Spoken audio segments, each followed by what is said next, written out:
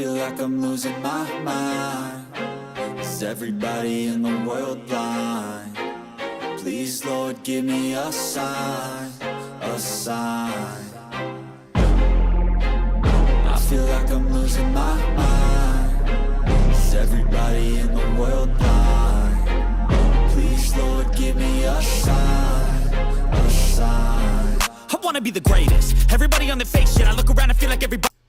We are live. We are live. What the Blue Blazes is going on in college football? Welcome to College Football's Peek Around the Corner with your host, Greg Pflugar. We cover everything in college football because we love everything in college football. And if you do as well, please subscribe to our channel.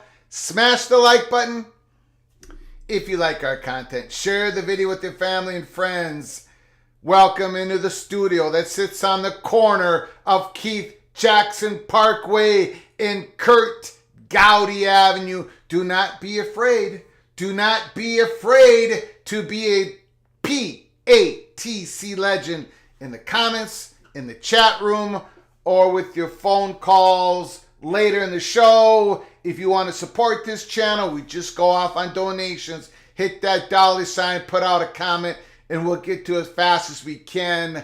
I'm losing my mind. Now look, I am not here to please anybody. Really, I'm not. Everybody gets mad at me at some point. I think everybody is angry with me, or has been in the last 12 months. But this, we got to call it like we see it here. Or we just don't have a Peek Around the Corner YouTube channel. that's been very successful at peeking around the corner, giving you the update before many of the national media get something. I gotta be straight with you. This Michigan story is horrific. And I've been watching the other college football YouTube channels. I've been reading what people are saying. I've been seeing the Michigan beat writers. I get it if you're a Michigan fan. I understand it. Every fan base would react the same way, but here at College Football's Peek Around the Corner, I'm a fan. Look, I'm a Gopher fan. I'm biased. We're all biased. But man, we gotta talk about it. When this story broke a week ago, I said Michigan could be 100% innocent. I kept saying it over and over and over again. There might not be anything to this in-person scouting. That's not where we're sitting at today. It's not where we're sitting at today. You can still disagree with me in the chat. As long as we're not treating each other horrific, as long as no hate speech and no foul language, you can disagree with me in the chat. You can give me a phone call and let me know how wrong I got it. But the information that we're going to go through, ESPN reporting, if some of that is true, we're looking at a big scandal. And the defense that everybody does it, or it doesn't matter because there should be no rules, those aren't defenses. And I'm seeing some people with good clout, with good credibility, really smart people using all of this defense for this. I guess they can't defend. When this information hit today, people really had to go to nothing matters. The nothing matters defense. It's a conspiracy. Everyone's out to get Jim Harbaugh. I got a question for Jim Harbaugh. Look, Michigan is going to be Michigan after Harbaugh leaves. A great school, an unbelievable fan base, incredible support, stadium, Michigan Wolverines. They're going to be a great program long after I go into the ground, which is going to be shortly, I think. The sun's going to rise again, but come on. The defense that everybody does it? No, not everybody does it. And if they do it, then catch them doing it. Because, ladies and gentlemen, Michigan doesn't need this advantage for a whole bunch of, pretty much all their opponents. But if they're doing it and the Buckeyes are not, if they're doing it and Nittany Lions are not, that's a huge advantage. Who are we kidding? Are you kidding if you think this is not a huge advantage? And if you think the Buckeyes are doing it, well, catch them. Because Michigan just got. And again, Michigan's going to be Michigan. They're going to rise again.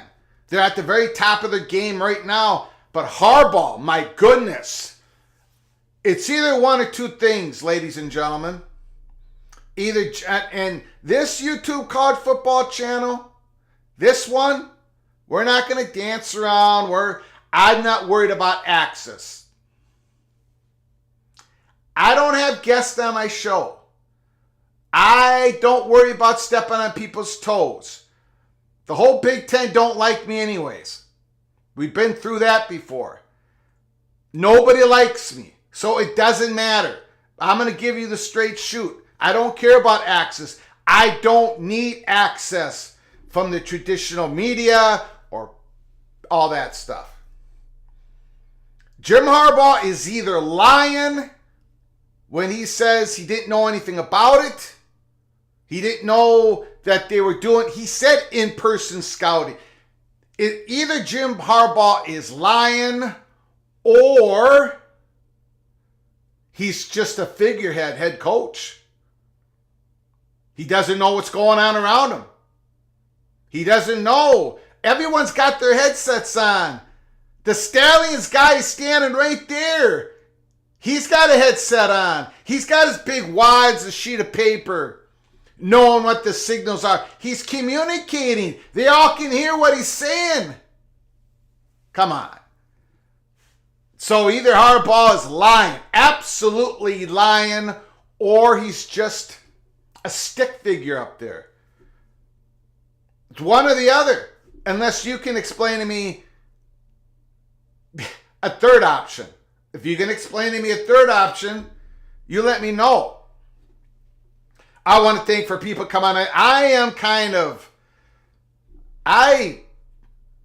I'm more heated at people saying no big deal, no big deal. I'm more heated at those people than I am at what's going on in Michigan. Come on, you're better than that, aren't you? This is all just a conspiracy against Harbaugh. We're going to get in the article. I want to thank people for coming on in. I appreciate you all coming on in. This Monday evening, Skull Ducky's in the house. I appreciate it. James Foster's in the house. Stephen McNeely, Bruce Harris, James Foster, KS Bear FN, Randy Taylor, JD Turtle, still finishing up the pork. And I'm going to talk about that as well. I'm going to talk about that Iowa game, Minnesota game. Kirk Bender, hi Greg. All I got to say is, wow, that report for the team up north is pretty bad. Eardrums, baby. Got just in time for the eardrums. Laura Weiss, Texas Tech, Red Raiders in the house. Anything on Florida State and Clemson. We'll get just a little bit into Florida State. There's a couple of meetings lined up at the Board of Trustees. One of them is listed. The other one is not. We'll get into that later in the show. Thank you, Mr. Hoosier, for showing up this evening. Appreciate it, my friend. Matt is in the house. Red Legs is in the house. AAR is in the house. Matt is in the house. I appreciate you all coming in. Cameron B., thank you so much. Level 1 violation, lack of institutional control. We're going to get in the article right now. Big Lubbock is in the house. I appreciate you all coming in. I appreciate your generosity, Cameron B., as always. Thank you, Mr. Jayhawk. I appreciate it. We're going to get into the article. Again, I'm not here. How do I say this? If I'm not getting you angry with me at least once every 3 months, I ain't doing my job. I got Gopher fans mad at me this whole entire year. So if I get Michigan fans, I've already heard it. They've unsubscribed. I get it. Some of them, 2 of them today said, wow, there's a lot to the story. And I said, yeah, I didn't know there was a lot to the story. Remember last week I said they could be 100% innocent. I'm not saying that anymore tonight. This is not Michigan, great university, unbelievable football legacy, not just in football, but the whole athletic department. And it's gonna be great for years and years and years and years after everybody in this chat room is long and gone. But man, you gotta call how it is. Or why are we even here tonight? Why are we even here tonight if we're not gonna call it like it is? You all have better things to do. Each and every one of you has better things to do than listen to the fat guy from Minnesota. If I'm just sitting here worried about my access to information, you see that all over the place. If this was Ohio State, I'd be talking about Ohio State in the same manner I'm talking about Michigan. If this was Iowa, Minnesota, Purdue, I'd be talking about it in the same manner. That's it. LSU, Alabama, SMU. Let's get to the story. Woo! Okay, here we go. Sources.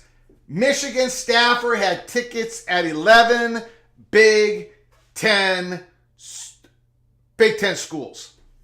Connor Stalions, the suspended Michigan staffer at the center of the NCAA sign-stealing probe, purchased tickets in his own name for more than 30 games over the last 3 years at 11 different Big Ten schools. Sources at 11 different league schools told ESPN.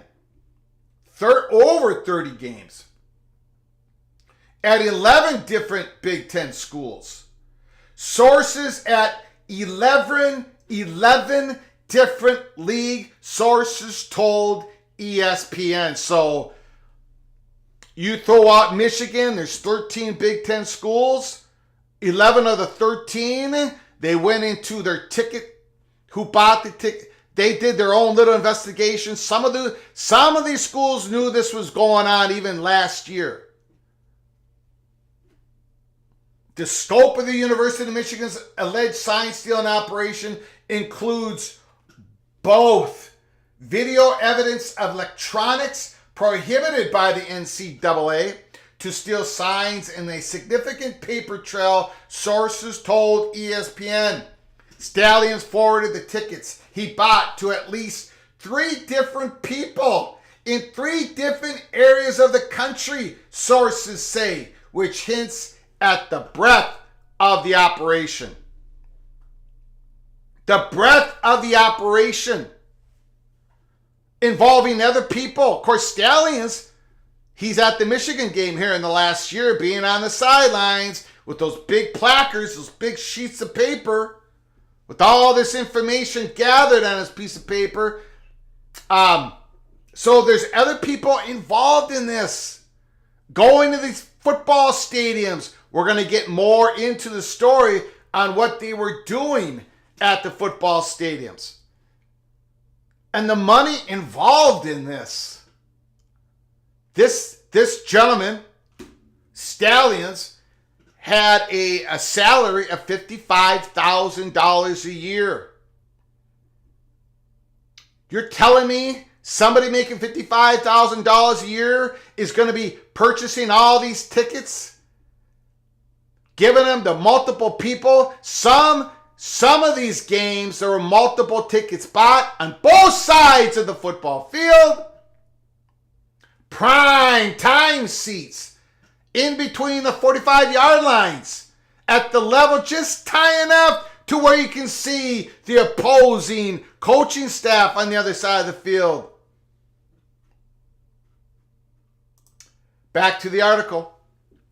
The NCAA is expected to receive video evidence this week of illegal technology used in scouting tied to the tickets purchased by Stalions, according to sources. An opposing Big Ten school looked up in-stadium surveillance video from a game earlier this year, and sources said the person in the seat purchased by Stalions held his smartphone up and appeared to film the home team sideline the entire game. This is strictly prohibited. Why is it strictly prohibited? Because it gives great advantage to the teams that are doing this. We don't, look, ladies and gentlemen, come on. This is college football. I know there's millions of dollars involved in all this, but these are student athletes. These coaches don't have the time to incorporate a new hand signal every single week of the year. Give me a break. This is why the rule got in place in 1994. This is a big taboo in college football. If you are a staff member of a team in the Big Ten, and you have your old man, your father, elderly father, going to another Big Ten game somewhere across the country, You, as a staff member of the Big Ten, you have to file paperwork. You have to make everybody know that, yes, my father's going to a game somewhere in Piscataway, New Jersey.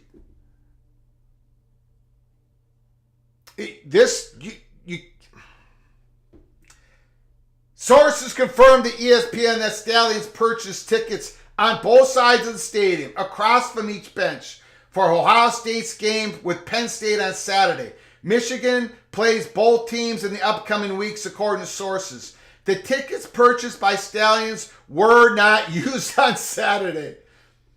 Stallion's name emerged publicly in an ESPN story on Friday. He was suspended with pay by Michigan. Yeah, they didn't show up. They didn't show up because Michigan got. Unless, of course, Stallions went rogue and nobody knew how he got all this information. I suppose that's plausible. I suppose nobody wanted to ask him, how do you know everybody's hand signals like this? How do we know when the opponent team's offense is going to do a power sweep right? How do you know this every time? I suppose that's plausible, but then we get back to the money trail. How did he afford all of this? Plane trips, hotels, for these people going all over the place to watch these games in the primetime seats?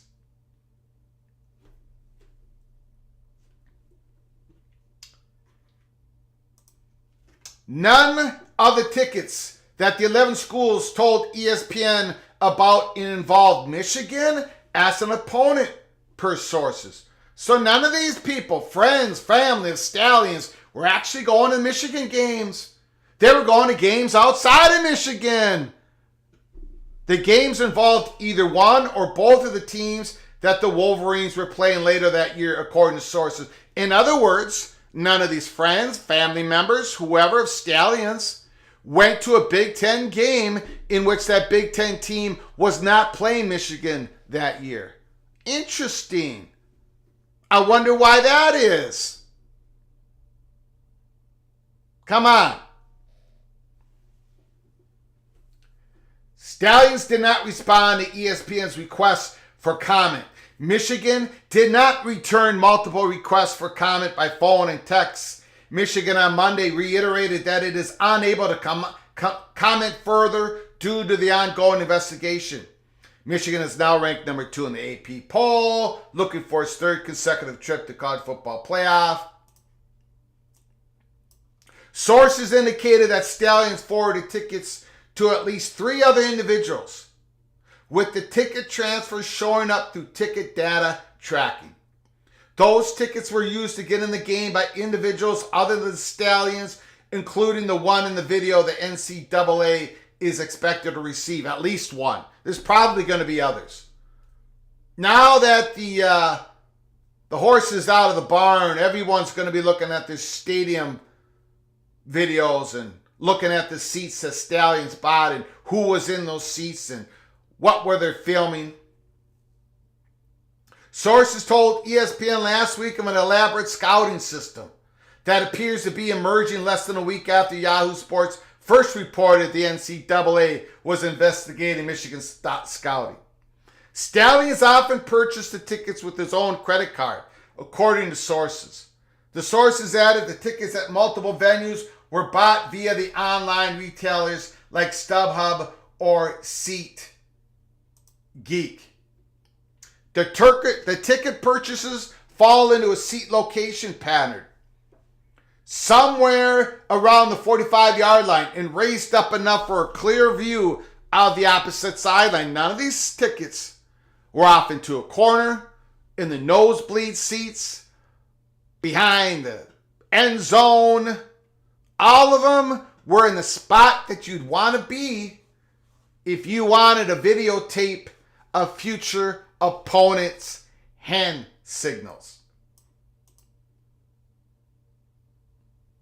One source said Stallions bought some tickets across from the home sideline in order to scout the home team, which Michigan played that year. But the source added there's also been tickets purchased on the other side of the stadium, facing the sideline of the opponent, including one purchased across from the visiting sideline in the weeks before Michigan played Ohio State. In the back half of last season, for example, tickets were bought by Stallion on both sidelines for one league game where Michigan had both opponents remaining on the schedule. Ladies and gentlemen, there's a lot of money. A lot of money. Lots of money in this endeavor. Where is that money coming from? Now, we got the paper trail, we got the digital trail on the tickets where they were sitting. We got video surveillance. We had someone videotaping the whole game on their phone. Where is this money coming from that Stallions has to do this? He's just taking the hit. He's not being reimbursed. Officials around the Big Ten are upset, according to sources, as allegations of this type of coordinated and orchestrated capturing of signals looms as distinctly different allegations than the gamemanship of attempting to decode signals from across the sideline. In-game stealing is not prohibited under NCAA rules. The alleged evidence of the signals being captured on films means the Wolverines can now face more scrutiny for violating an additional rule. Now, you can read the rest of the article, Pete Thamel, rest of that article, but I just wanted to show you a couple more tweets here. Nicole Arbach. Again, she reiterates what ESPN is reporting. From 4 Big Ten schools via sources, Connor Stallions bought tickets at opposing stadiums for non-Michigan games over the past 3 seasons, including the current one. Some tickets were under names of his family members. Source at one Big Ten school found in-stadium surveillance video footage that showed person sitting in a seat bought by Stallions holding a smartphone pointed at the home team sideline, seemingly recording signs the whole game. Again, The Athletic, ESPN, and Yahoo Sports, SI, sources all over the place. And that is why, peek around the corner, last week we said we had no idea if Michigan could be 100% innocent. They're not. They got got. They got caught. And it's a big deal. I don't know what the punishment, we're going to talk about the punishment later. I don't know what that's going to be. It's probably going to take a while. Maybe they lose some scholarships. I have no idea. This is sort of unprecedented. Here's Dan Murphy. Again, Michigan's suspended staffer paid for tickets on both sides of the stadium for this past weekend's Penn State and Ohio State. They went unused on Saturday. So here's a guy who's paying for all these tickets. Last 3 years paying for all these tickets. Sometimes on both sides of the fields. Oh, when it happens that those are Michigan's future opponents. All that money. And then, for whatever reason, nobody showed up to sit in those seats for the Penn State, Ohio State this weekend because he got got. He got caught. I don't know how else you can explain it. And there's going to be more, it sounds like, there's going to be more information coming in, more evidence. All these stadiums, they have surveillance video. You saw, multiple media outlets have already reported they expect, sources have told them that there is surveillance video within the stadium of the people sitting in the seats that Stallions bought, videotaping across the field the whole time. And they're going to... And it sounds like they had access to this gentleman's computer. We're only going to hear more and more of what actually happened. And it gets back to Jim Harbaugh. He didn't know. He didn't know this was going on. Really. Well, if he didn't know, by the way, how the rule is that was put in place in 1994, it doesn't, well, I'll back up. Going into 2023, in the end, the presidents are the ones who form the NCAA governing body. The governing body in 2023 decided that a head coach, if he doesn't know the illegal actions of his football program, he's still guilty. So either Harbaugh is lying, or he's just a figurehead standing up on the sideline. He doesn't know what's going on, doesn't know who this guy, what does he do, the Stallions, who's standing 3 feet away from me. I just got my head set. I don't know what's going on. It's either one or the other. Harbaugh's lying, or he doesn't know what's going on around him. Take your pick. Unless you have a third option, and you can explain that third option to me, I'm all for it. I'm going to get to your comments on this story. I just want to go through a few things real quick that's going on in college football. Quinn Ewers, injury update. Texas star quarterback is week to week after hurting the throwing arm in the win over Houston. We got to keep an eye on that. Malik Murphy looks to be the starting quarterback for Texas next game. The Nebraska Cornhuskers, brutal. Terrible news. Couple starting offensive linemen go out. Matt Rule said today he's never seen anything like this. They've lost so many players on one side of the ball. It's a big struggle. In Florida State's board meeting, I posted this today on Twitter. This was actually out last week, but I didn't want to. There was so much stuff going on last week, but this did not appear this morning. I decided just to put it out on Twitter.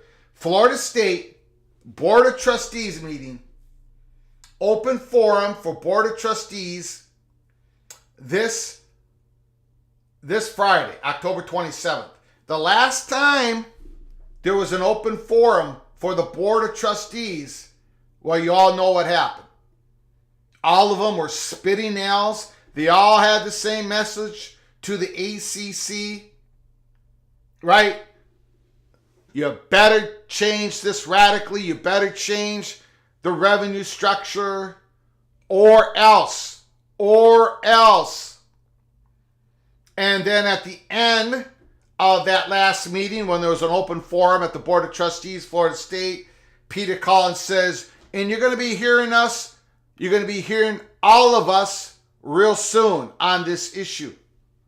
Is this the real soon? Is this the real soon? This Friday? Also, I can tell you this. There's also a Florida State University Board of Trustees meeting lined up November... November 10th or November 11th. I apologize. It's either one of those 2 days. The agenda is not listed. There's nothing there.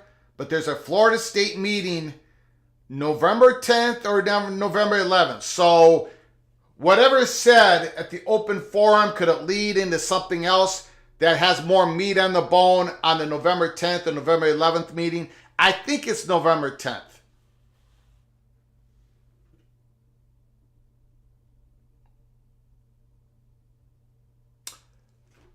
Okay, let's get to your comments. I got to get to your comments again.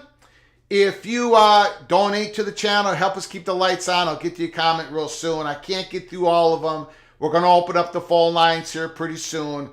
Again, welcome to disagree with me on anything I talk about, but I got to tell you, my patience is a little worn on this story.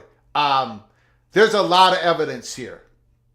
Many sources, and everybody does it, or there shouldn't be a rule, or there shouldn't be any rules. Those are not defenses. Okay, let's get to it. Fat guy from Minnesota is a fair guy. Wild Oot is in the house. Hope the hammer comes down on the Wolverines hard for this blatant cheating. Unacceptable. Unacceptable. I agree. I agree. No, I don't think it's going to be Manning. I think it's going to be Malik Murphy. I could be wrong. PSU nitwit. I could be wrong. This is going to be a bigger deal than most Michigan fans realize.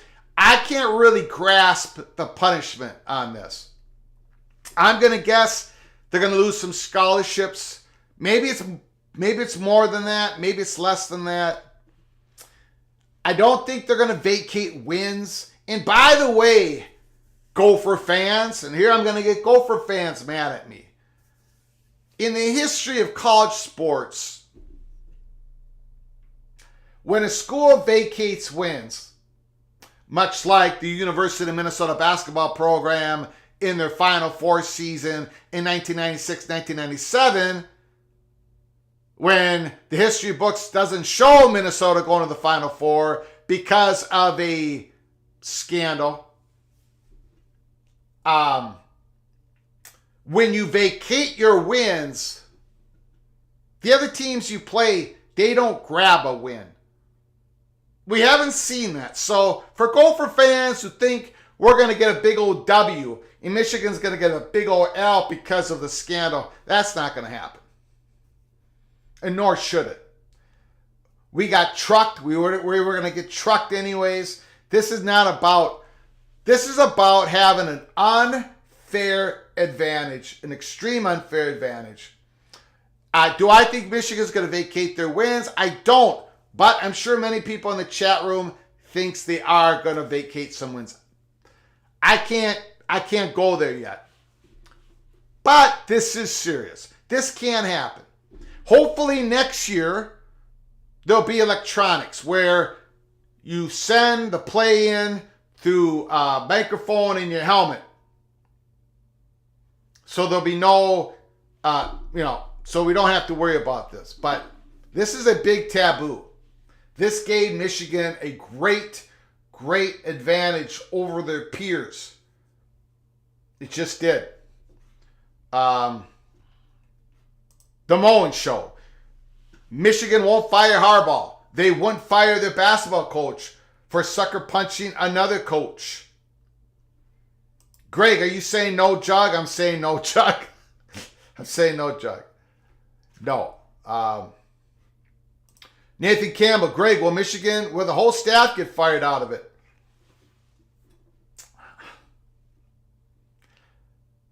They should. They should. Of course they should.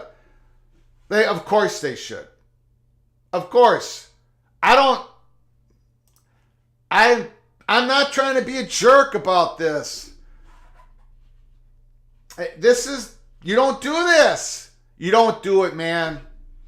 You don't do it. And I'm going to say this again. The only plausible defense is that this guy went totally rogue. Totally rogue. And he just independently wealthy guy. But then they're still going to get punished. And Jim Harbaugh is still a knucklehead for not knowing. But that's the only plausible scenario. And I don't think that's, I would bet heavily that's not what happened. That he went rogue. That he spent all of his money. That he did all of this. and nobody knew that he was doing this. It's hilarious to even think, but that's like the only the defenses that are not defenses in any way is everyone's doing it. No. And if you think that is the case, then go prove it. And then another defense is, well, it shouldn't be a rule anyways. No. At some point, every organization, competitive organization, has rules and enforcement and punishment.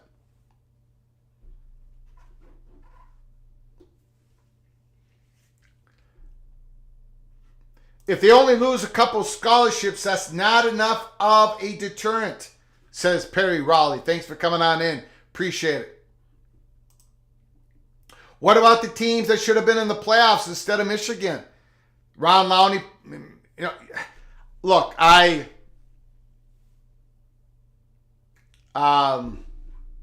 great point.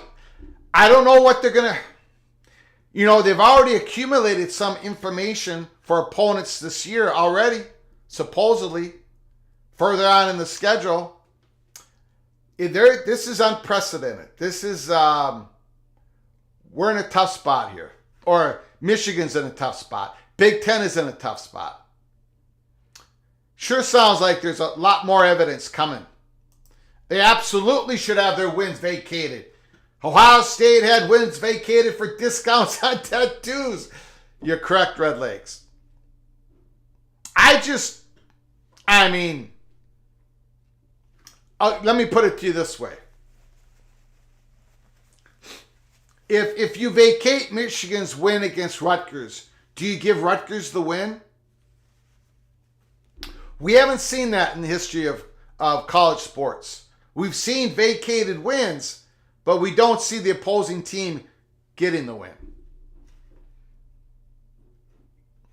Harbaugh will personally get the death sentence. In other words, he will not be allowed to coach college football. Michigan has a program, 1-year bowl ban next year. A bowl ban, I can see that as well.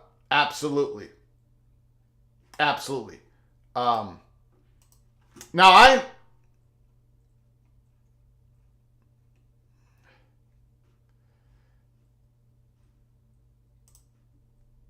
buying $1,000 of tickets, $55,000 salary.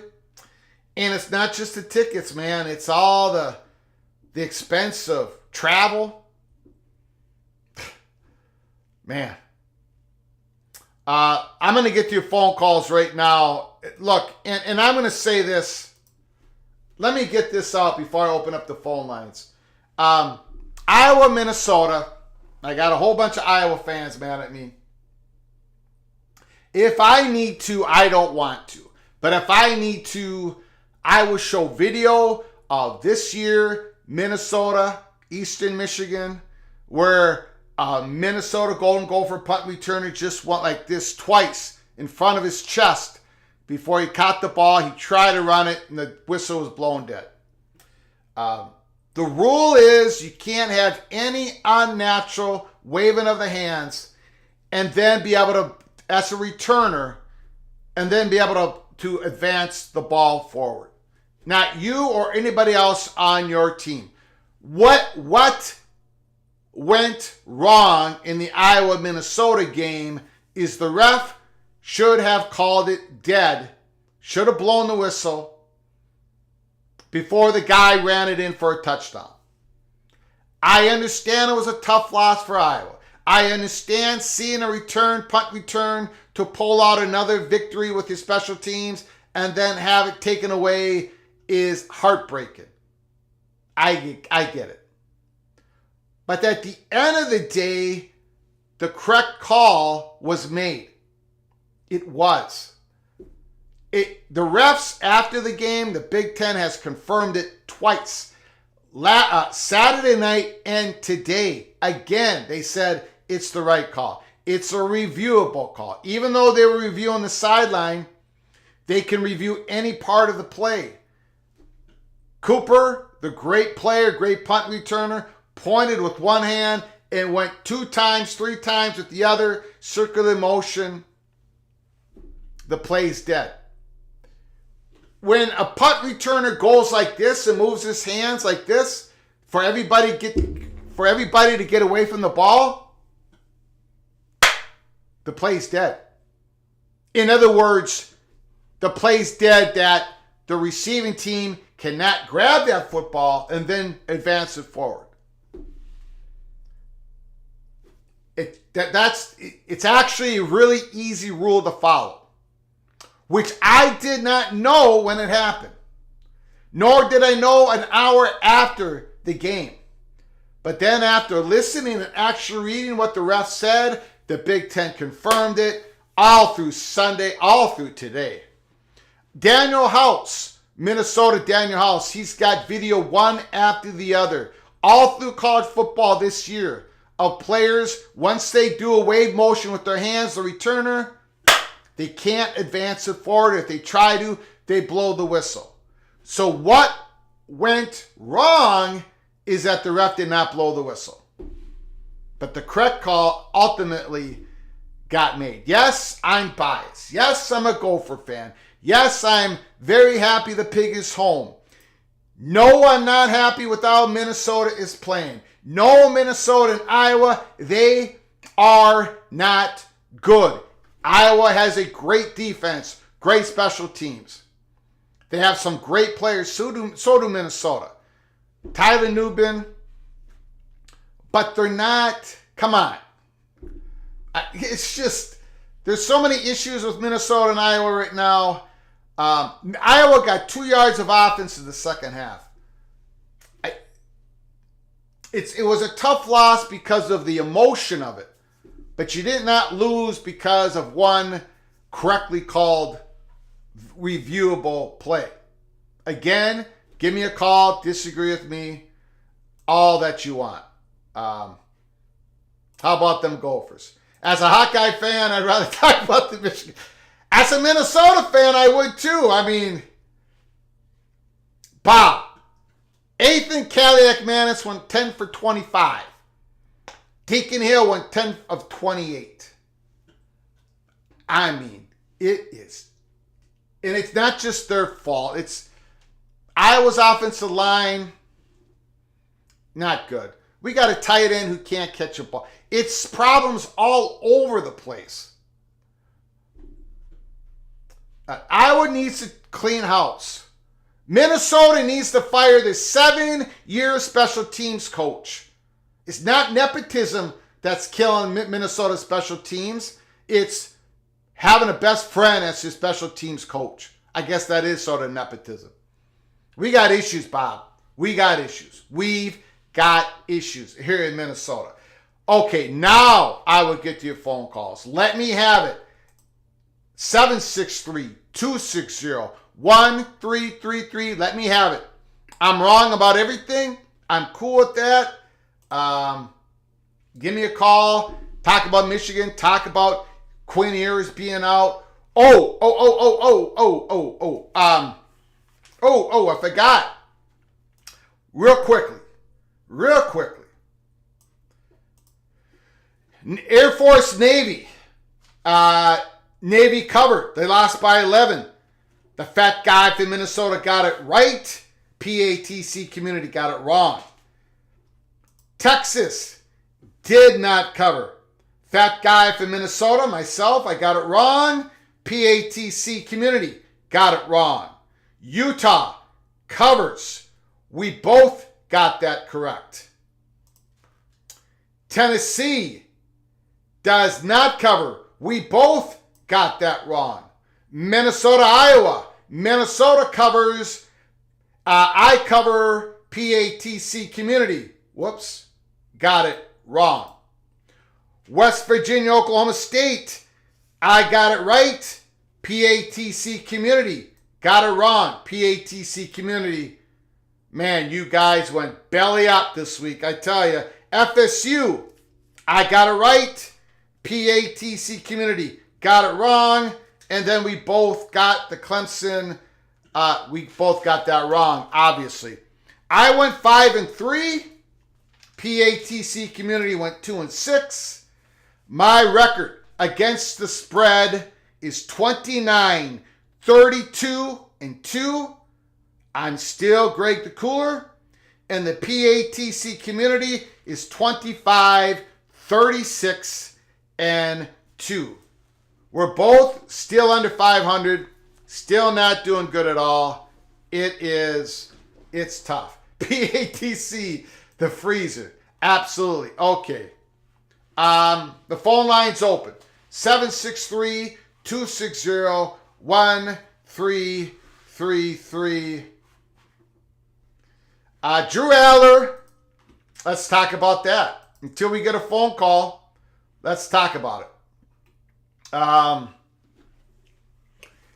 don't know. PS Nitwick, I think Aller would be great once he gets some big game experience. That's probably accurate. He tried to do things too fast against the Buckeyes. He was doing things too quickly. Got him in trouble. His feet work, not good. I will say this. I was disappointed in Penn State's offensive line, with the exception of the left tackle, and the Ohio State Buckeyes offensive line held up just enough in that game. The big advantage that Michigan has over the Buckeyes and the Nittany Lions in 2023 is the offensive line. So it's not like Drew Aller had a whole bunch of time. But yeah, hopefully with more experience, he can develop. Crab cakes in football. Crab cakes in football. Maryland loses a tough one last week. Woo! The floor is yours. Last week, I don't even want to talk about last week. That was horrible. I understand. That was. I don't even know how we lost that game, but we did. That's all that matters. But I have not listened to any of your monologue because I haven't had a chance because I'm driving. But saw that you had some open time for a call, and I haven't called in a while. You bet. So I'm just going to wing it. If you've covered it, you covered it. If you haven't, then you can correct me, whatever. So the Iowa play, yeah, I think it's a bad rule. I've been listening to like the Big Ten Network and a few other things, and everybody's starting to come down on that. The rule needs to be clarified, changed, or something that, if he's running sideways, pointing at the ball, and his arm is kind of like going in that circular motion. Yeah. Yes, it went above his shoulder briefly, so that does qualify as a fair catch if you really want to go there. It doesn't. But at the same time, common sense says he was just like going sideways and trying to spot the ball and catch it and get everybody away. I think they need to change that rule. Yeah. What the rule? It doesn't matter if the arm is above the head or not, or above the shoulders. That has nothing to do with it. That's not in the rules. It doesn't? I thought it did. No. Any unnatural movement of the arm is an invalid. You cannot. It's an invalid fair catch motion, and you can't advance the ball. Nor can the rest of your players on the receiving team advance the ball. Any unnatural. So if you're pointing with one hand and that hand is circular motion with the other, that's an invalid. Or if you're moving your hands to way low on the ground, saying everybody get away from the ball, everybody get away from the ball, and the ball bounces, and you try to go scoop it up and run with it, the ball is dead. The play is dead. You can't advance forward the ball. It's it takes away the rule, and I'm fine with people changing the rule, but the rule is to where there's really not much of a, people don't have to sit there and really judge it. Like any movement of the arms that is like you're not running towards the ball, any unnatural movement of the arms is you can't advance the ball forward. Oh. Yeah. Okay. Well, I didn't know what the rule read. I was just picking what little bit I heard here, what little bit I heard there. I don't have a rule book in front of me. Well, so that's good to know. Yeah. I mean, a lot of people threw up a lot of stuff. So did I. But after reading what the refs made a comment after the game saying It was a reviewable call. They reviewed it. There was unnatural arm movement. And look, there is video all over the place today. Minnesota versus Eastern Michigan. A punt. Second game of the year for Minnesota. Our punt returner put his arm up, that swung his arm twice right about mid-chest. Didn't get anywhere close to his chin level. Moved his hand twice, caught the ball, tried to run with it, and they blew the whistle on him. And it was a lot less than what Cooper did at Iowa. What went wrong in that Iowa-Minnesota game is the ref should have blew the whistle right away, but they didn't. Anyway, Agreed. that's my take. And second, after watching Penn State and Ohio State, and seeing my Terps play Ohio State a lot tougher, in my opinion, than what Penn State played them. Yes. Although the defenses were kind of stout, I will give them that much. And if we just take our bad week last week with all the injuries or whatever we had going on that kept us from I mean, we should have won that game. Now they've put us on Fox 330 on when we play Penn State, not next week, but the week after. So this week we're playing Northwestern. But so they're I'm thinking maybe that might be our chance to take one of them down. We better get them before we get to Michigan, because I don't think anybody's taking Michigan down. But I don't think so either. Michigan is playing lights out. Yep. They are playing lights out. Yep. And Alabama is starting to look a little bit more impressive now after their slow start. Yep. They're starting to get their act together. Yep. So, but I hadn't heard from you in a while. I went under depression leave for 2 weeks after my Terps lost the first one and then backed it up with another loss. So I'm finally back. Hopefully we're done with there. We always lose one that we're not supposed to lose, and then we lose the ones we're supposed to lose. That's how it always works. And this year's the same thing. Yeah. So, so you know how that is. Yeah, I do. But question I was going to ask. Yeah. I heard that the ACC and the Big 12 is having a hard time getting scheduling done because of something to do with ESPN or whatever. Have you heard anything about that? Like time slots or something to do that, especially the ACC. I'm not sure about the Big 12, but I know the SEC and the Big 10 have already got their stuff set, but they're having a hard time filling inventory or finding spaces to fill out the schedules rather for them other two conferences. And go ahead. Go ahead. No, that was my question. Have you heard anything about that? Yes, but I don't know how much it pertains to ESPN.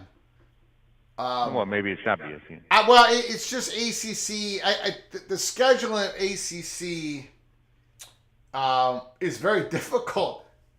And I suppose it does have something to do with ACC, but I think there's a lot of variables, and I think we'll get something here pretty soon from the ACC, at least some sort of matchup schedule. Not schedules of dates, but matchups for 2024, but I don't know.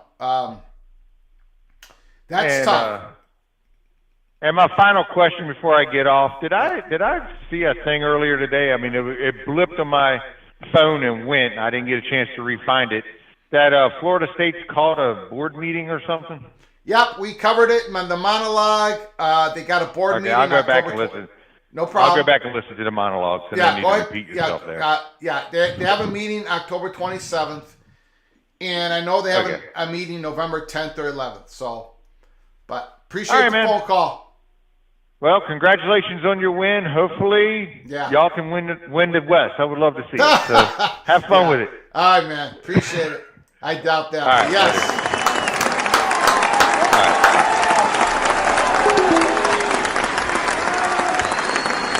right. Marcus Aurelius Maximus. The University of Michigan should move this into the legal system with the $100 million lawsuit. Disinformation lawsuit, whatever. I bet the NCAA flinches and drops the BS case.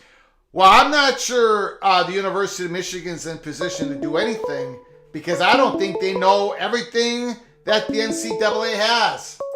And the Big Call Ten. from Moen. Moen, Vision, the floor is yours. What a day. What a day in the Big Ten. Well, when you're right, Greg. And I see a lot of people saying it's a dumb rule, but there's lots of dumb rules that everybody has to follow. Doesn't mean you get I think it's stupid myself. I think they should just institute electronics and helmets the same way they do in the NFL. And then you don't have to worry about signals. You can just talk to your quarterback. Yeah. But that being said, when Ohio State players traded away their memorabilia for tattoos, what happened? Jim Tressel lost his job. Wins were vacated. There was a bowl ban. Yeah. This is far worse than kids trading something they already own This for tattoos. This is far, far, far worse. Yeah. So I think the only punishment that's fair are vacated wins and a bowl ban. And Jim Harbaugh should show cause, because you're not convincing me this guy is independently wealthy where he can afford tickets to both sides of the field on the Ohio State-Penn State game. I looked up ticket prices on Friday night, Greg. I thought about it. In the area you're talking about, it was $800 to $1,200 per ticket in the third set. You can't spend $2,400 out of pocket on a $55K salary for tickets to a game, an Ohio State-Penn State game.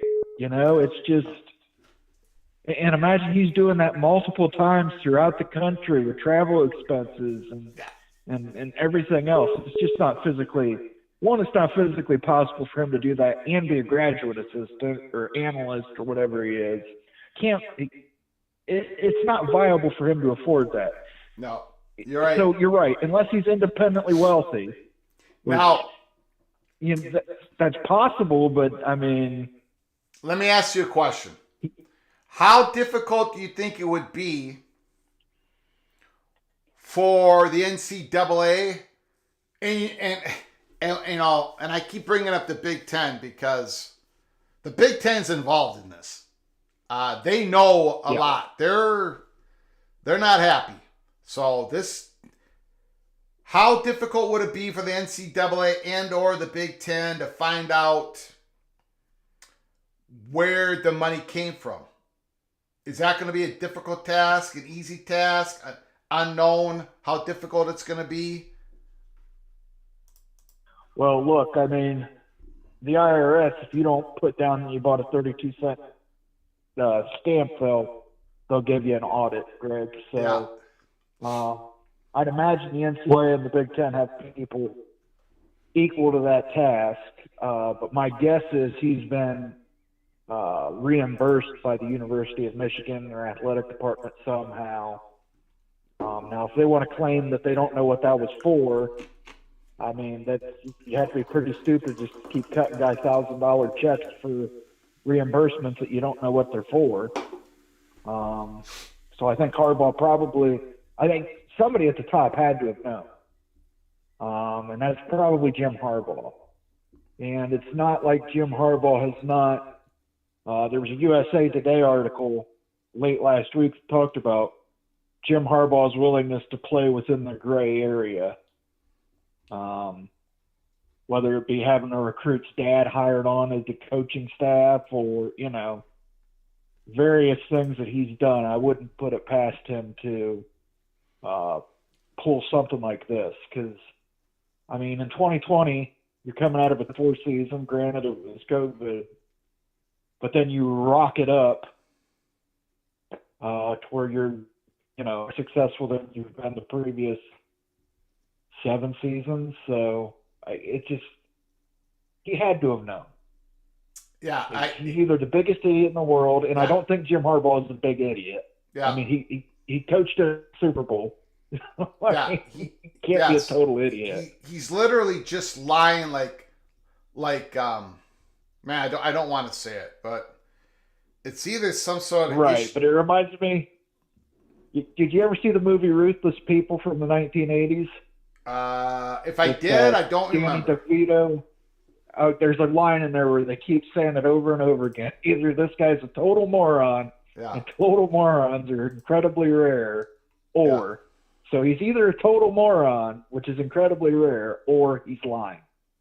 Yeah. He's lying. I mean, there's just and keep in mind, he's already under NCAA investigation. They came to an agreement with him because he was caught lying to him last time. Yeah.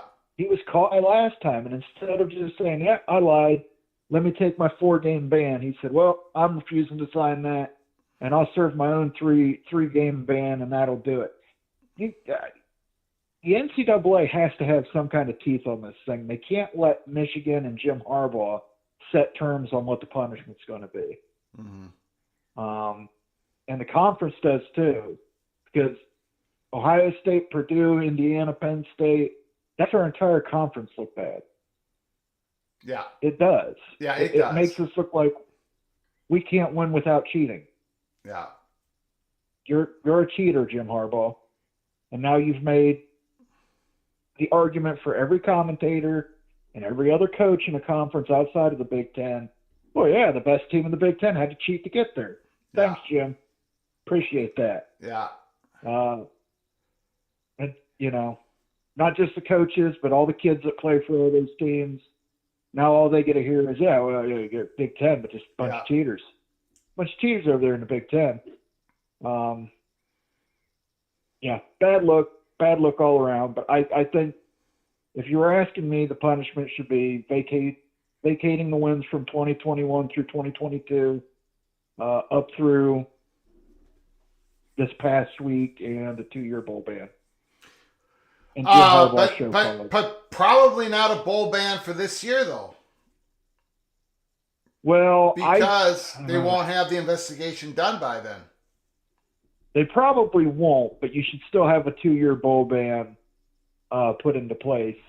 But, I mean, you could also put in that investigation to just vacate wins from this year as well.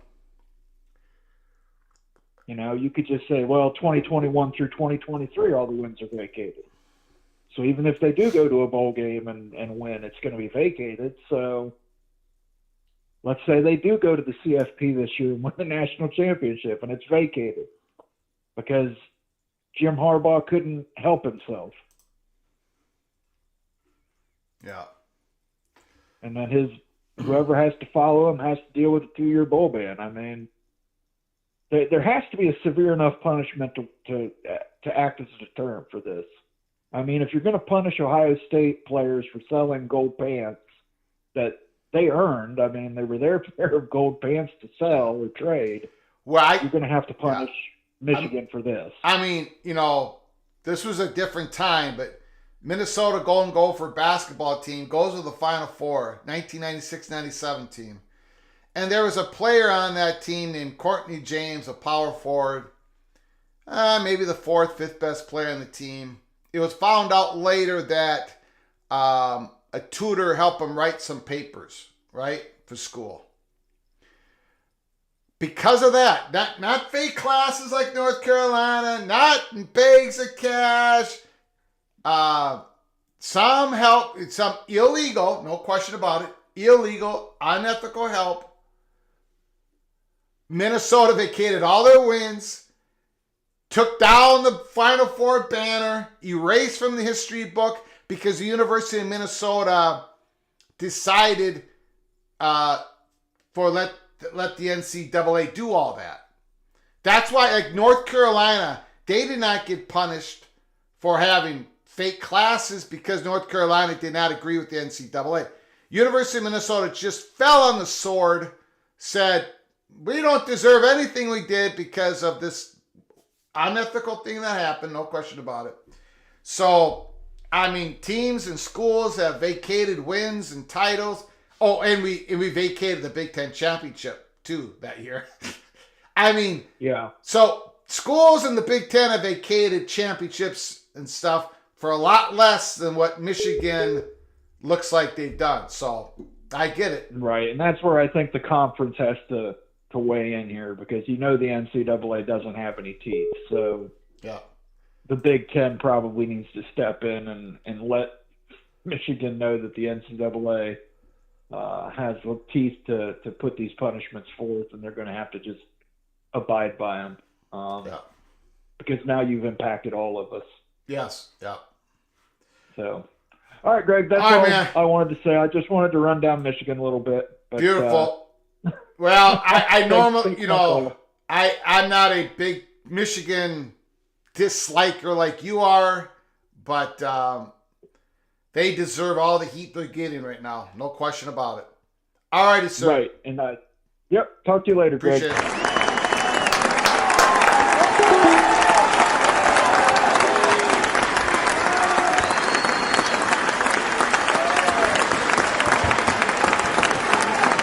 Mark Ruckert, my experience on these things is one got caught, but hard to imagine they're the only team doing it. Then let's go catch the other teams that are doing it. I don't think many teams are doing it. It's a big taboo. Call from PSU Nitwit. PSU Nitwit is on the line. The floor is yours. I have to apologize to you. I single-handedly took down the Nittany Lions this weekend. It was my fault. No question about it. The floor is yours. Well, Greg, I tell you what, that was a tough loss. That was a gut check.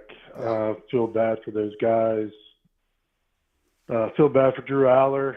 He watched his press conference after the game. A high kid goes home and just didn't do well. He put it on himself. A young man, 19 years old, says, I sucked and I need to do better. And hey, you know what? I'll take that. Yeah. Just hard to play a game when you're one-dimensional and you can't threaten the defense down the field. Yeah. You could tell throughout that game, we should have probably ran the ball a little more, and with our two running backs there at the beginning of the game, when you can't threaten that defense down the field, you're going to be in big trouble because you become one-dimensional, and then basically Aller's running around for his life. So that's pretty much the story of that game. Yeah. So just wanted to call in, talk a little bit about this FSU thing. What's your thoughts on this? As call in a lot and talk about the market forces here in college football. How hard would it be for a lawyer to go into a courtroom and say the ACC has not upheld their fiduciary duty to Florida State? They failed to judge the market, and they are causing irreparable harm to our school. I don't think it's outside the realm of possibility at this point. When you look at how much money they're going to be losing, you look back on the history of the ACC and the ACC network, could you make a case, were you serving ESPN or were you serving the best interests of these schools with that contract? And I think those conversations are going to go on. I think they're going to be, I don't know how solid this grant of rights, considering what is going on in college football for the last 5 years. I think you could make a case. Were they serving the school's best interest or were they serving ESPN's best interest? So that's where I'm coming from. I don't know if you have any thoughts on that. But this meeting coming up is going to be interesting. Like I said, Greg, you can't. I think it is.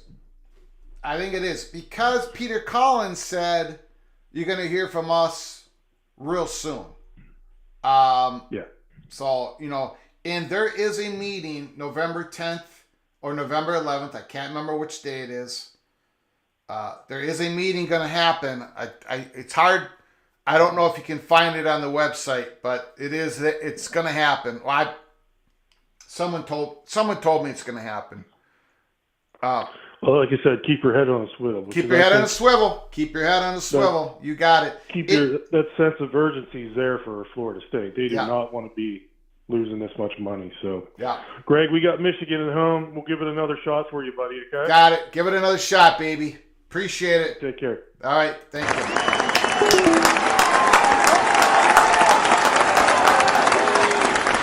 Great call. PSU Nitwit. Football and crab cakes, PSU nitwit, a lot of great calls. Man, I think it's a little backwards that Michigan can't say anything at the moment to explain or defend during an NCAA investigation. I think they can say something. Well, they're not even responding to the press right now, which is probably a good thing. I think they can respond. I don't think look, I mean, does Ward Manuel, does the athletic director really know the grand scope of what just happened? What's been going on? He probably doesn't. They're probably scrambling. Call from JD.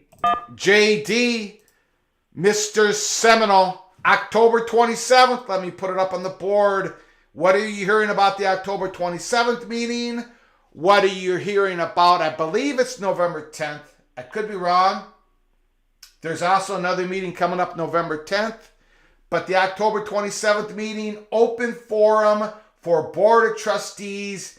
Do you expect any talks about Florida State realignment in that virtual meeting? I have no clue because no insiders have popped up and said, hey, pay attention to that day like they have in the past. Got it.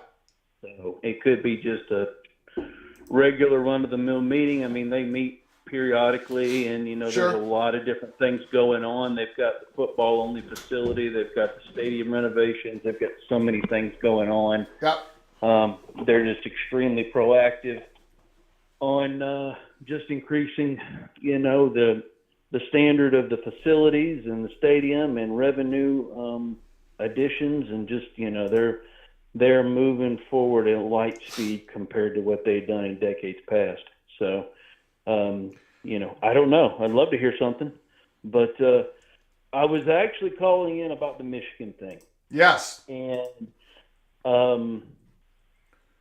I don't think reduced scholarships is enough. And I'm going to give you a quick story. Got it. People in this area, in the South, I mean, I live in Florida, but SEC, really informed fans or definitely media members know.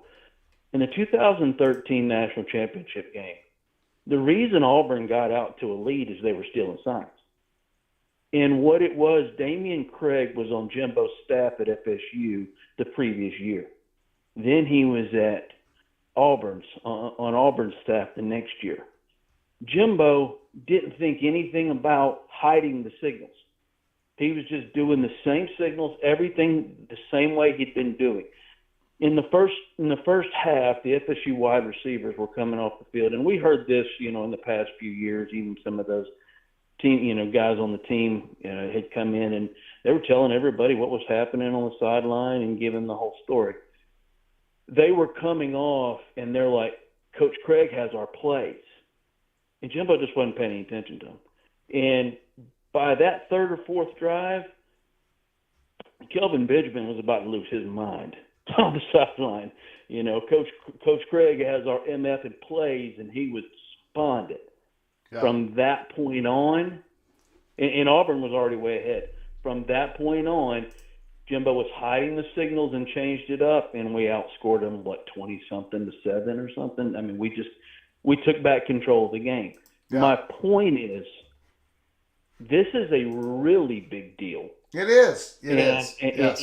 And I've been driving, and I've been getting in. I mean, I'm a contractor, so I was kind of working out in the middle of nowhere. But I caught most of Moen's call. Yeah. I agree with him 100%. And what I'm saying is scholarship's not enough. And you have to – the NCAA for the first time needs to be proactive. If they're doing this in the middle of the season and they have the kind of evidence they claim they have, you need to put Michigan on notice and say, hey, if you want to play in the postseason, you better cooperate. Because there's enough smoke there to suggest they've had an unfair advantage. So now, you have talked about the rule change as far as the preponderance of the evidence and the responsibility is on the coach. Well, it's up to Harbaugh to say, hey, I didn't have anything to do with it. What he was doing, we didn't take advantage of that. Okay?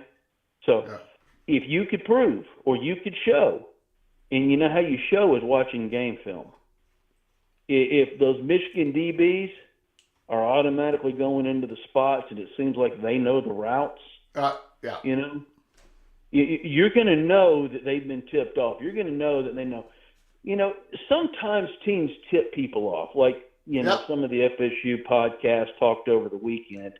Some of FSU's rushing woes or running woes over previous games is because they've had some injuries to interior offensive linemen. So the way they've been lining up, they've been tipping, they've been tipping their hand. You know, some of these defensive lines and some of these defensive coordinators know they're running the ball here. Oh, they're probably going to run a stretch. Oh, they're running counter. And they got to clean that up, and that was just some of the linemen were gimpy, and they were just setting up a certain way for a run play, certain play for a pass play. Well, that just happens in football. Yeah. But this is an unfair advantage that could have influenced the results of games. And you can't just say, "Oh, we'll address it in a year or two." No. If Michigan wants to play in the postseason, they need to address it now, and they need to get ahead of it now. Yeah. Otherwise, if the NCAA wants to have any type of credibility, they can't slow walk this. Do you follow what I'm saying? Yeah, no, I get it. I just don't know how fast they can. I agree with you, though. I don't know how fast they can, finish the investigation.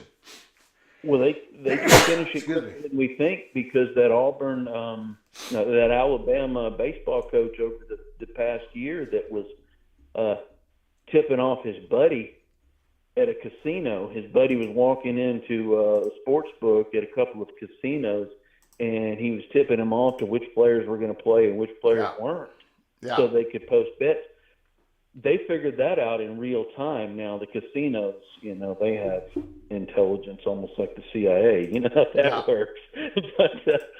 But the fact that they've done this in the middle of the season would suggest they're trying to be proactive. Yeah.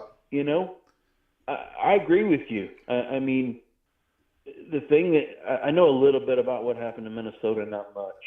The whole North Carolina thing was ridiculous. The way they got away with that years ago is they had all these athletes and all these people that were getting credit for a class that didn't exist.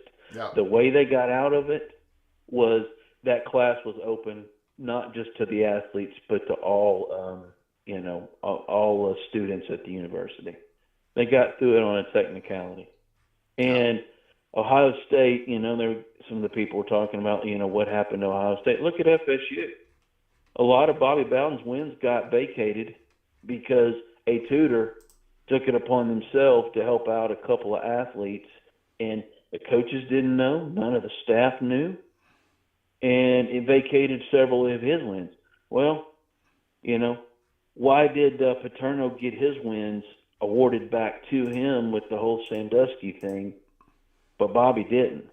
There hasn't been a consistent enforcement arm in the NCAA, and if they want to exist 5 years from now, they need to get ahead of this, because there's not many things that tick me off, but this kind of blatant thumbing your nose at the rules, that irritates me. I mean, it really does. Yeah. And if Michigan wins the national championship this year, and it's clear that they were cheating, there's not enough asterisk you could put next to it. There's not enough.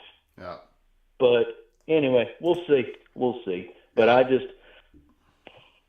they need to do something about it, and they cannot slow walk this thing.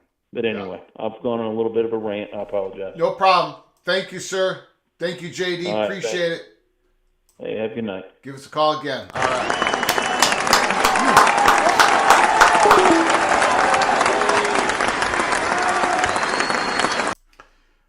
Beautiful. Just checking online, and a lot of people are like going through the rule book, and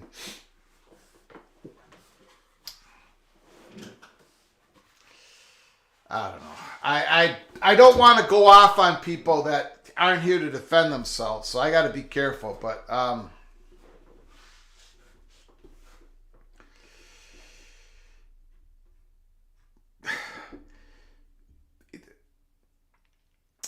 to make a defense of the people that are going to the games are not scouts, therefore it's not breaking the rule.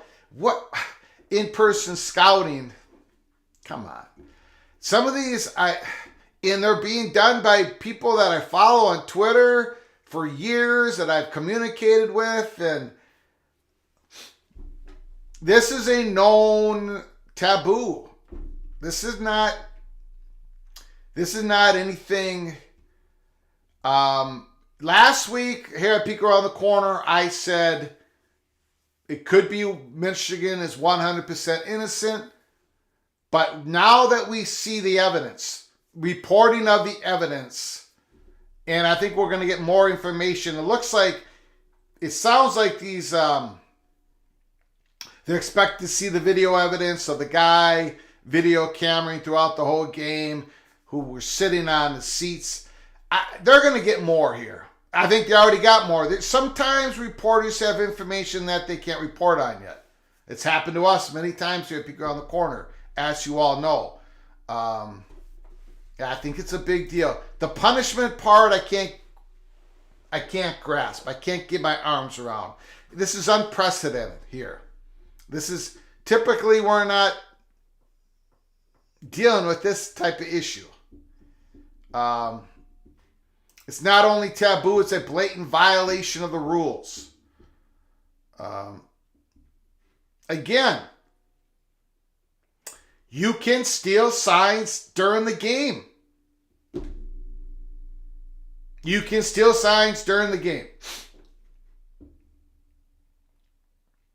You can do it. What you can't do is in-person scouting. And no, it doesn't have to be from a scout. Man, you can't send somebody to go to a different stadium to scout your opponent, to do electronic video of their hand signals, bring it back, and to figure out their hand signals before you play them. It's prohibited. Case closed. It's prohibited. And now, if you want to say Michigan didn't do this, fine. Then there's not going to be an issue. But if Michigan did this, if this guy did this, and I don't know, I mean, circumstantial evidence is huge that he did do it for this purpose. 30 games, over 30 games, 11 different Big Ten schools know that this guy bought tickets for under his name, under family members' name. People were sent to these games. None of them were Michigan games, and none of these games that these people went to had none of them were Big Ten schools that were not on Michigan's schedule.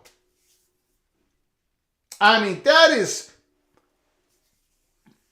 play the numbers on this. It is statistically significant. It all looks like this was an elaborate, complex, in-person scouting scheme that is a violation. It's prohibited, against the rules. I don't know. The only question, there could be more, did somebody take advantage of, I don't want to cast aspersions. I'm going to put up the quotes. This could have been used for gambling purposes. Right? I'm putting up the quotes. A lot easier to cover the spread. You can't, this is, the defense, saying that this is not really a violation. Man, I'm almost as disappointed in in some of the Michigan beat writers that I read daily, the last 10 years, on X, on Twitter, formerly known as Twitter, I'm almost as disappointed in them as I'm disappointed in Jim Harbaugh. That he would be stupid enough for this to go on for 3 years, or that he's involved in it. Either way. Now, Red Lake says Stallions ruin Harbaugh and Michigan's name and reputation.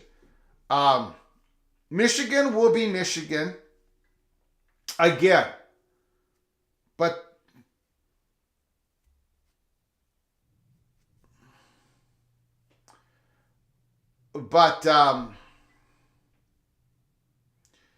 you know, Harbaugh is,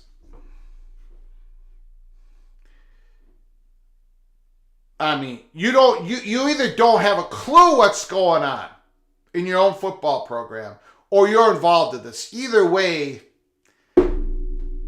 I mean, yeah, he should not be head coach of Michigan. He should not be the head coach of Michigan. Unless all these reports are wrong, unless there's not the evidence, unless somebody is setting up Stallions, unless there's a big conspiracy, right? An Ohio State Buckeye fan is setting up Stallions and somehow broke into his account and charged all these tickets to his name. Unless it's some unbelievable screwy thing like that, it looks, you know, it walks like a duck, talks like a duck, it swims like a duck. Man, it's a duck. And this is a duck.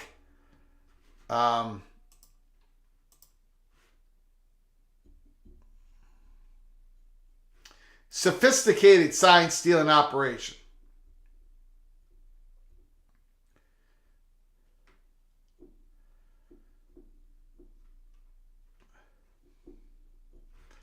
I put that in quotes. I'm just saying, we don't know where this is going, right? No idea where this is going.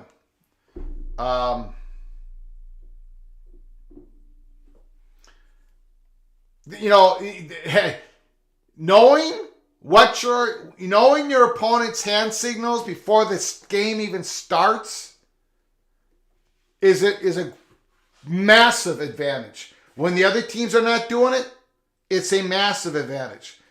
I always go back to the Golden Gophers. They got crushed by Michigan 52-10. They would get crushed by Michigan 10 out of 10 times here in 2023. So don't make a mistake. Michigan, if they had no hand signals, they would have crushed Minnesota. But at the end of that game, at the post-press conference, for the first time in my 55 years, I saw a Minnesota Golden Gopher player throw up his hands and say, they knew all our hand signals. I mean, you could just see how it was like, that we could do. You know, you audibilize something, you signal something, you're going to do, you're going to do a inside zone handoff, and they know exactly so they set up another linebacker quickly to fill that gap because they know your hands. You know, it's tough. And I am seeing so much. We had to do this show because I am seeing so much. Before I went on here, I saw so much on YouTube. Again, I don't want to rip on anybody else, but man, were people soft-toeing around this? Making excuses, saying it doesn't matter, rules don't matter, everyone does it. I'm glad Michigan did it because everyone else cheats.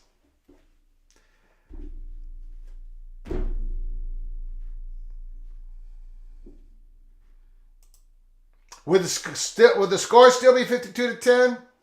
Probably. Probably. But, you know, it's Michigan versus Ohio State. If one team knows your signals before the game starts, the other team doesn't, that's a difference. Or against Penn State, that's a difference. Or against another Big Ten team that's having a really good game. Against Minnesota, no. It still would have been 52-10. Unfortunately.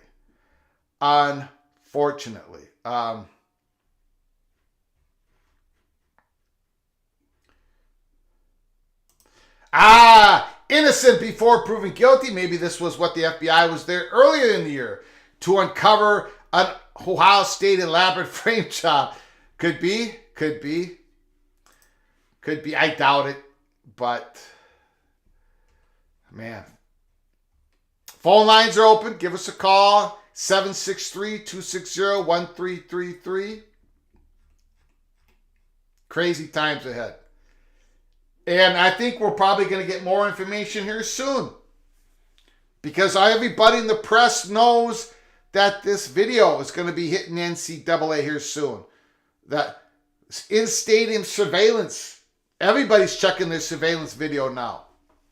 Everybody that had Michigan on their schedule is checking surveillance, checking the seats where this guy paid for, and then the investigation on how did this Stallions get the money to do this? Did he receive some money that he put in this checking account? How did he afford this? Is he independently wealthy?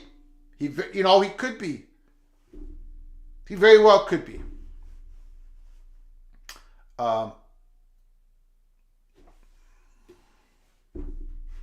Minnesota's offense is terrible. Look at what they did against Iowa. Yeah, no question about it. Decent offensive line. Quarterback is playing like he's not playing good. He's not playing good at all. Our running backs are all our top three running backs are out, injured. No question about it.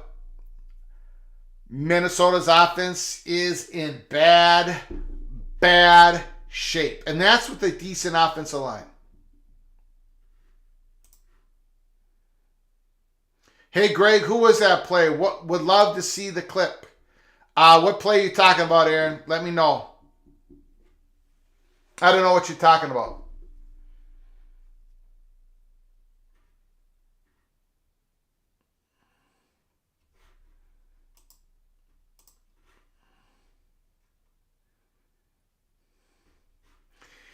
He makes $55,000 a year for Michigan, but maybe, he's a former, former Marine or something. Maybe he's got money. But they're going to be checking that out because that's a lot of money. Over 30 games, primetime seats between the 45, 50-yard line. He just spent $2,000 on tickets alone for the Ohio State-Penn State game. He bought tickets, at least one. Who knows how much money the tickets cost? We don't know how many tickets he bought. Call from Immaculate, Mr. Hawkeye. The floor is yours. So this seems pretty slam dunk, doesn't it? This Michigan sure does. Situation. And Ocho State's calling. I'm like, this one. Before I was trying to be kind of devil's advocate, saying, "Oh, we don't." So was really I. know. Not anymore. Yeah. I mean, the best option they could say is that they didn't know. But if this guy made $55K and was buying this many tickets to this many games, these aren't like one deal at one place. This is at every stadium. Yeah. Immaculate. Can I'm sorry. I always do this to you. I want you to get on a roll. I want you to be able to have the complete floor, the complete space. I just got to answer something Matt here says on the chat. Okay. You guys know these teams watch film the week of. Yes, Matt. Yes, they do. Each team gets film. Yes. And sometimes in that film, you're going to see a hand signal that you receive from the Big Ten. Yes. Yep. And that's why you don't be buying tickets for people to go to the stadium to film your future opponents. None of that is a defense. None of that is a defense.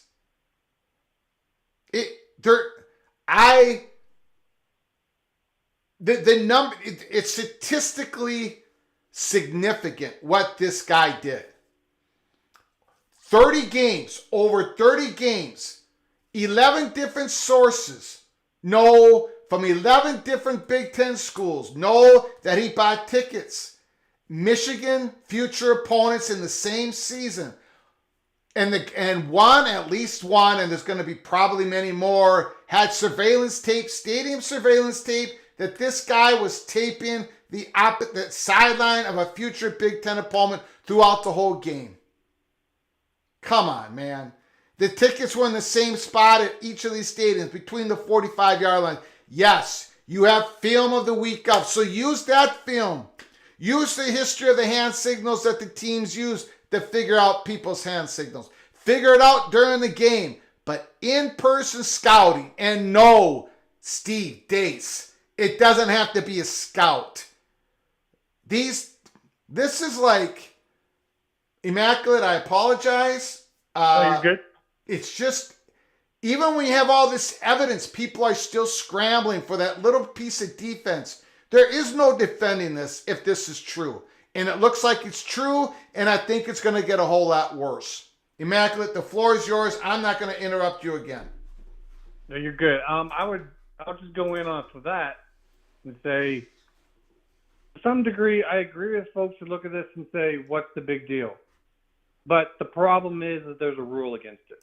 So everyone ruled that this was a big deal. Like, I don't personally think that this is that big of a deal, but the fact that they made a rule and you went and did this for 3 years, you're going to get hit hard. And I get for Michigan fans, this is a big year. This is supposed to be the year that's supposed to go all the way. With him, I get that this is a tough shot, and folks are, they do not want to see what's coming. And I think they know what's coming. It's just a matter of, fighting against it in a way. Yeah. But there's a rule against this exact behavior. They got him buying multiple tickets on both sides of the field at the same game, right at the 50, across from the other team. Like, come on, they're doing it. And they're doing paying it. For it. Yeah. Like, someone's paying for it. Like you said, you won't say, I'll say, there could be a gambling element, but would it, the fact that it just happened in this one school, if there's any semblance of it being gambling, they need to start looking at everybody. Because it's not just going to be Michigan. So right now, because it's just Michigan, it looks like it's coming from Michigan. That would be my guess if I was having to look into this. Is if we've only got one smoking gun, one place that's happening at, then it's not a gambling thing. Mm-hmm. That's going to be much wider. So, interesting. And then when you compare that with if they started doing this 3 years ago, and then that's when their records completely flopped. It flipped from being like 2 wins to 10 wins? Mm-hmm. And it just kept going. I mean, there's a lot to this that, honestly, if I was a Michigan fan, I'd be pissed. Because we don't really actually know how much this is affecting things. Like, someone asked me, how good do you think the defense is now? I don't know. Yeah. They could still be great, or they could just be mediocre that are taking big advantage of this. We don't know. Yeah. And that's the biggest kind of hard part about this is these kids, they're talented kids. I mean, this team could be great on its own. We don't know. And that's the unfortunate, we may never know because this will always be questioned. And yeah, you're correct. That's the part about it. If I was a Michigan fan, I'd be pissed at Michigan. Exactly. Yeah. Because you got the players, man. You're JJ McCarthy. Yes. Yeah. Yeah. And Coy said, he asked me that in chat, and I was just like, that's a good question because I don't know. There's no way to say. I can't defend it, but I'm also not going to come out here and be like, oh, well, they're obviously garbage now because, I mean, there's good players out there. They make good plays. I don't know if they even need this advantage or not, but they got it, and so you're going to have to get hit on it. And, fair catch signal. You know what? I say to all Minnesota fans, have fun with this one. You went down for 8 years in a row, and everyone's trying. I get it. I get why Minnesota fans are looking at this going, having, a good laugh at the Iowa fans who are just pissed. And, I switched topics on you because I was looking at chat, but Yeah, That that's was a okay. pretty big one. That's okay. We are here. It's kind We of- are here to entertain. So go ahead. It is so funny how like an Iowa Minnesota game has become such a big deal nationally. I mean, we've got the 130th offense based on NCAA numbers. I think it's 133rd when you include the teams that aren't eligible. But 130th in the NCAA, and Minnesota is the 121st best, worst offenses, and there's this much attention at the game. So, you know. And Minnesota is only 7-point favorite against Michigan State. Okay? Yeah, and I can't figure out how Minnesota's going to score against a horrible Michigan State's defense. These are the real issues that we're dealing with here in Minnesota and in Iowa. Yeah. Yep. I am on record now. During the game, just to let you know, during the game, I thought it was a bad call. An hour after the game, I thought it was a bad call in Iowa. But now I think it was the right call. Just to be on the record, how the refs explained it and the Big Ten explained it, and a couple of people I've talked to explain it. Any unnatural hand movement is a dead ball. It happened in Minnesota against Eastern Michigan. What they got wrong was, in my opinion, is that they didn't blow the whistle dead when it happened. And that is, you just put the Iowa fans through a roller coaster. Yeah. That's but whatever. It's. To me, well, it shouldn't even matter. We had 0 yards offense in the second half. I honestly, I don't care about it. And I know to most Iowa fans, they'd be like, you're not a real fan. I get it. It was a huge moment. I mean, the crowd was going wild. Yeah. But there's no way we should have even been in that situation. There's no way that the overall problem with the team should have been allowed to go this long. So to me, it's just not that big a deal. It's like we got caught on it. I don't think his intent was to actually wave it off. Yeah, probably not. When I watch it, Yeah. I don't think he was. Yeah. That's what it got called. And how many times on different things does the team kind of get screwed on the call? Yeah. But as someone's played, you're always told, don't let the game be in the hands of the referees and umpires. Yeah. If you do and you lose that, that's your fault. And that's what happened here. And it really sucks because it was an amazing play by an amazing player. It was an amazing moment, an amazing play by an amazing player. And the only amazing play by an amazing player all game long. Right? Yeah. I mean, the way it built up to it, I get how people are just so angry and let down by it. But in reality, I think that you could look at the situation from either direction. Yeah. And, obviously Iowa fans are looking at it from a biased perspective, myself included. Yeah. Yeah. But it's I wouldn't go so far as to be like there's a setup or anything like that. It's just. Oh, I paid off the refs. No question about it. Well, after 8 years of losing, someone better. Yeah. Yeah. But off of the bad stuff, I'm finding that this Florida State University meeting could be very interesting. Yeah, I'm going to post it up on the screen right here, right now. Go ahead, Immaculate. Because I remember the last one, we had a little report session going on. No, it was big. Yeah. We were actually beating the national media on stuff, but yeah, they're probably going to be all over this. I would guess. Just to make sure, just to keep an eye on it. Yeah, I don't know what I should do. That's at 9 o'clock Eastern. So it's 8 o'clock Central, right? Pretty early for me. Yeah, I don't know. I'll keep an eye on it, and I'll go live if Peter Collins and the Board of Trustees are saying some interesting stuff. I'll go live probably, hopefully, 11 o'clock in the morning if something is popping there. I'm going to try and get up for it, but I don't know. I think that could be probably just like the last time, though. They're just going to be pushing things. I don't think there's going to be an announcement, that's for sure. Yeah. But I don't know. We'll see. I'm not sure what else. The Michigan story kind of blew everything out of the water today. It did. It did. It pushed everything else I was going to talk about aside. I was kind of like, yeah. I got a live show for tomorrow, though. I got enough stuff, and this story's not. This story. It broke yet last week. A big time reporting today, and it looks like they're going to have more information by the end of the week. So. Story's not going anywhere. I think it's going to grow. No, it kind of seems like they're building. Like they're. Yep. They're And I think Michigan's scrambling.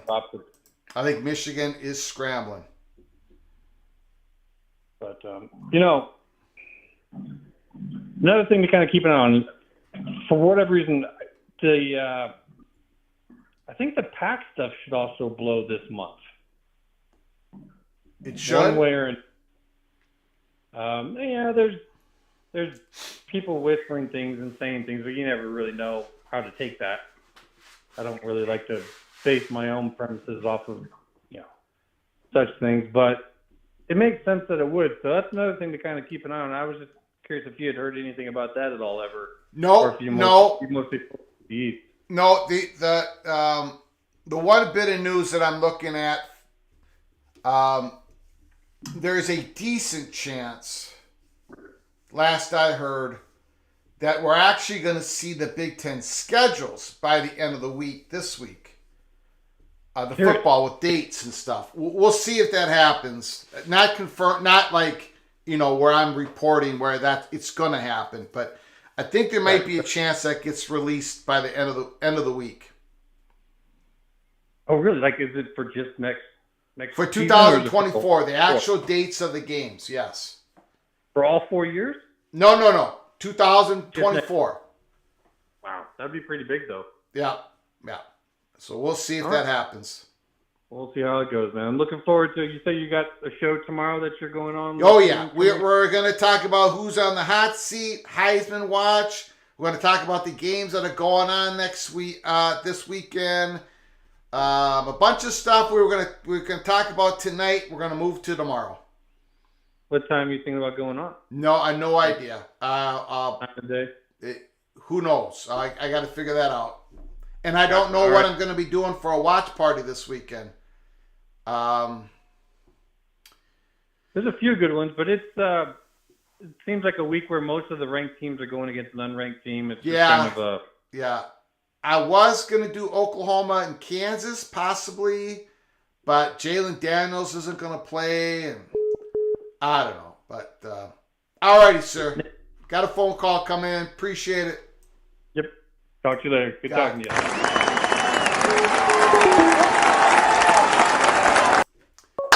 Thank you, Immaculate. Mr. Hawkeye.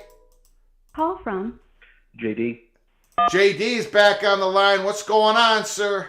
Hey, sir. Hated to call you twice, but I'm no still problem. driving, so I couldn't type this in.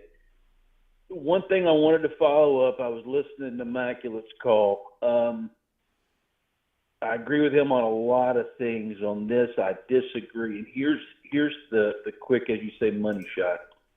How did all this get discovered? Opponents of Michigan's were reporting that Michigan knew their place.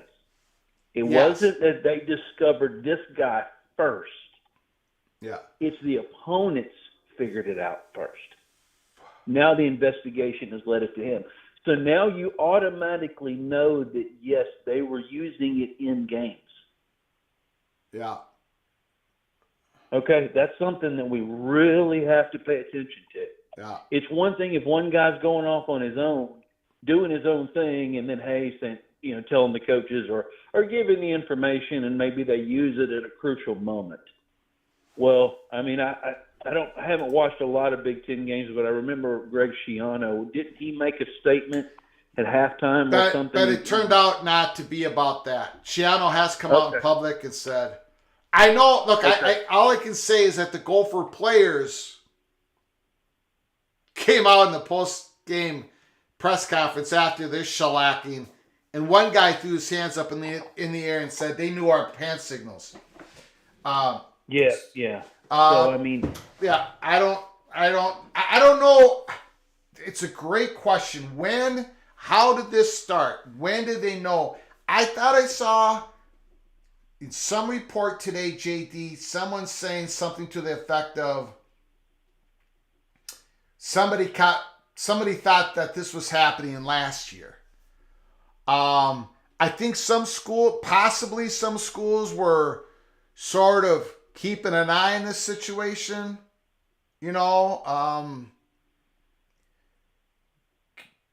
I don't know. That's another part of the story that hasn't really been. I know people are going off saying Ohio State snitched on Michigan. Rutgers did. Minnesota did. I don't know where it all started.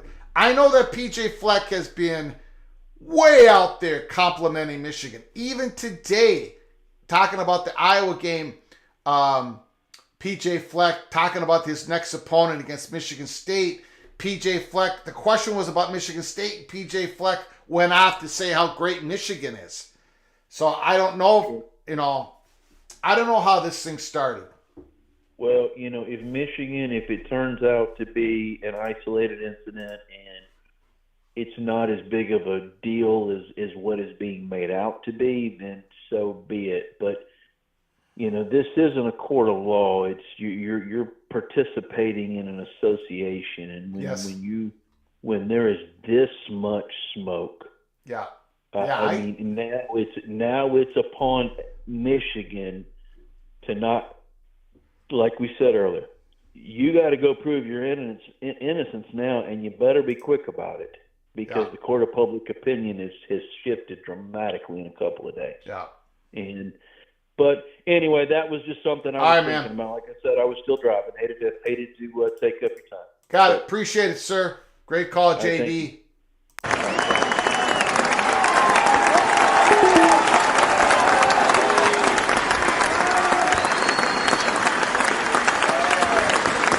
All right, so we're going to close it up for tonight.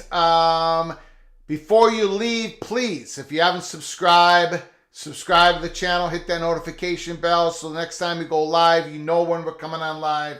Before you leave, please smash that like button. I appreciate the great comments, the great phone calls, and the donations. I actually did not get to one of the donations. It was Tony. Tough Tony. Floyd is home in his pen. PJ Fleck. Thank you, Tony, for your generosity to our channel, to the super chat. Thank you so much, Tony. Gophers have got the pig and the axe both at the same time. First time since 1993. Pretty good for the Minnesota Golden Gophers. I want to thank you all for coming on in. Michigan, man, oh man. Buckle up. This story is not over yet. Until next time. From all of us at PATC, to all of you, please, you all take great care of each other. Thank you.